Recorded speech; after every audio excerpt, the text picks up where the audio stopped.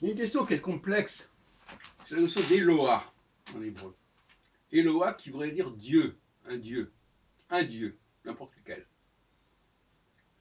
Euh, Par exemple, quand on dit dans le schéma Israël, Yahvé Elohecha, ou Elohenu, c'est Yahvé, c'est notre Dieu. C'est le nom de notre Dieu. Il qualifie notre Dieu à nous, en particulier. Quand on emploie l'expression Elohim, c'est assez compliqué parce que ça veut dire les dieux, ou des dieux. Bereshit bara Elohim et à Shamaim et à Haaretz, commencement du livre de Genèse, ça veut dire les dieux. Alors c'est pas très clair. C'est pour ça que le Echad du schéma Israël pose problème. Parce que si on le comprend au premier degré, ça ne veut rien dire. Yahvé est notre Dieu. Bon, pourquoi pas? Tu aimeras Yahvé ton Dieu. Pourquoi pas? Mais si on nous dit Echad, ça veut dire qu'il y a quelque part une dualité. Où est-ce qu'elle est cette dualité?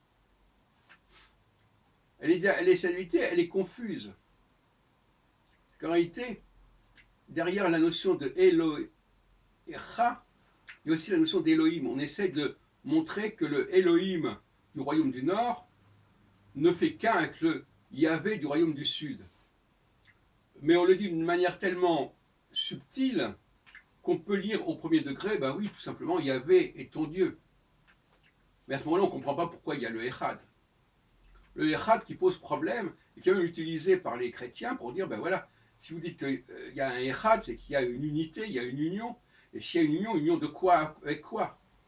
Et donc ils disent, ben le Echad, ça veut dire qu'il y a une trinité. Voyez-vous, voilà, on peut penser que, d'une certaine manière, la diversité même des cultes religieux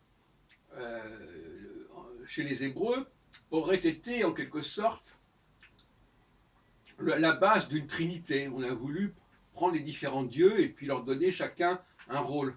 Le Père, le Fils, le Saint-Esprit. C'est une sorte de compromis théologico-politique.